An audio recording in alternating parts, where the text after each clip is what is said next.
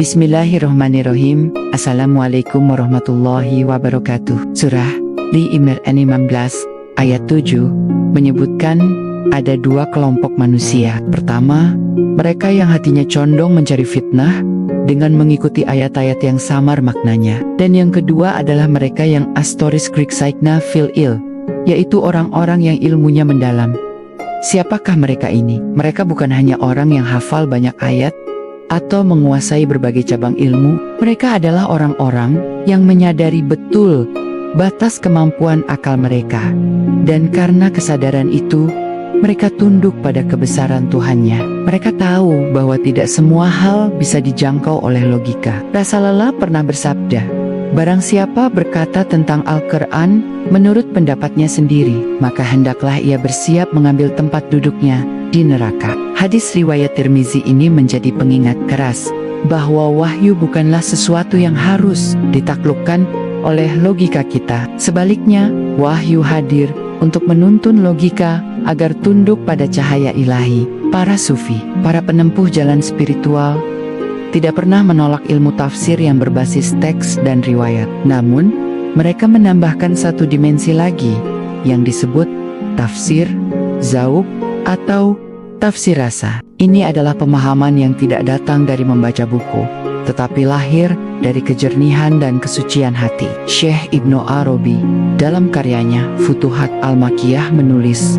setiap ayat memiliki sisi lahir dan batin, memiliki batas dan kedalaman. Siapa yang berhenti pada sisi lahirnya saja, ia hanya menyentuh kulitnya. Tetapi siapa yang menyelam hingga ke batinnya, ia akan menemukan mutiara rahasia Allah. Imam Junaid Al-Baghdadi bahkan berkata lebih indah, makna ayat mutasyabihat adalah sebuah ujian cinta. Allah ingin melihat apakah engkau akan tetap mencintainya. Bahkan ketika ia tampak begitu sulit untuk dipahami, maka di manakah kita bisa menemukan kunci untuk memahami rahasia ini? Cobalah temukan dalam keheningan malam. Setiap malam, ketika dunia telah terlelap dan suara manusia tak lagi terdengar, di saat itulah Allah menurunkan romitannya ke langit dunia.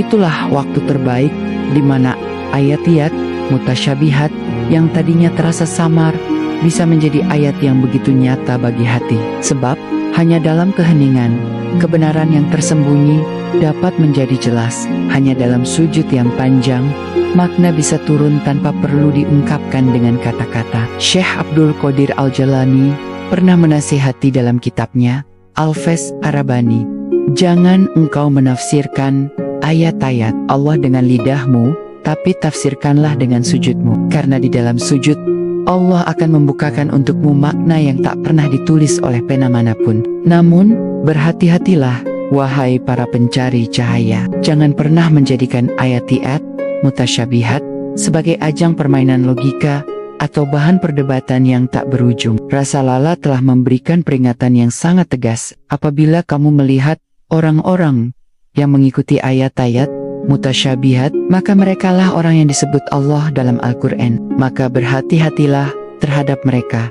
Hadis ini diriwayatkan oleh Bukhari dan Muslim. Ingatlah, iblis terperangkap bukan karena ia tidak tahu, tetapi karena kesombongannya yang ingin tahu melampaui batas yang telah ditetapkan untuknya. Nabi Musa alaihissalam pun pernah ditegur ketika ingin melihat wajah Tuhannya secara langsung. Dan gunung tempat ia berdiri hancur lebur karena tak sanggup menanggung cahaya keagungannya. Maka, jalan keselamatan bukanlah dengan menuntut penjelasan atas segala sesuatu, tetapi dengan menundukkan diri dalam pengagungan. Ayat-ayat mutasyabihat sejatinya adalah rahasia antara Sang Kekasih, Allah, dengan hamba yang dicintainya. Ia bukan untuk dijelaskan dengan kata-kata, tapi untuk dirasakan getarannya di dalam jiwa. Bayangkan ketika seorang kekasih berbicara menggunakan bahasa isyarat yang penuh makna. Yang bisa mengerti hanyalah orang yang hatinya telah terikat oleh cinta yang mendalam. Demikian pula dengan ayat-ayat ini,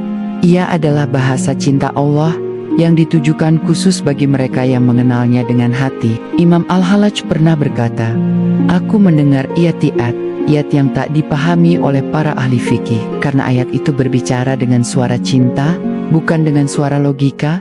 Dan penyair sufi Ibnu Al-Farid menulis dalam syairnya yang masyhur, ayat yang tadinya samar bagiku menjadi begitu jelas ketika hatiku mabuk dalam cinta kepada yang maha jelas. Wahai jiwa yang sedang mencari cahaya, ketahuilah bahwa tidak semua hal di dunia ini perlu engkau pahami sepenuhnya. Sebagian hal hanya perlu engkau sujudkan sebagai bentuk pengakuan atas kelemahan dirimu. Tidak semua tanda harus dijelaskan dengan detail, karena sebagian tanda diciptakan hanya untuk diimani. Ayat mutasyabihat mengajarkan kita tentang kerendahan hati atau tawadu di hadapan misteri ilahi.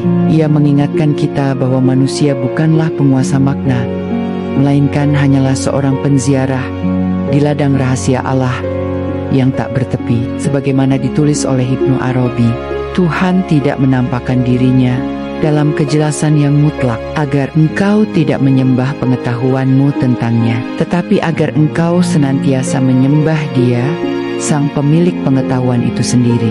Mari kita tutup renungan ini dengan doa para arifin, orang-orang yang mengenal Allah. Jadikanlah kami termasuk orang-orang yang senantiasa tunduk terhadap ayat-ayat-Mu, baik yang maknanya jelas maupun yang samar. Bukakanlah bagi kami tabir makna hanya sejauh yang Engkau izinkan, dan lindungilah kami dari keinginan untuk memaksakan pemahaman atas rahasia-Mu dengan akal kami yang sempit ini. Jadikan hati kami tunduk, bukan karena kami bodoh, tetapi karena kami sadar bahwa Engkau terlalu agung untuk dapat kami pahami sepenuhnya.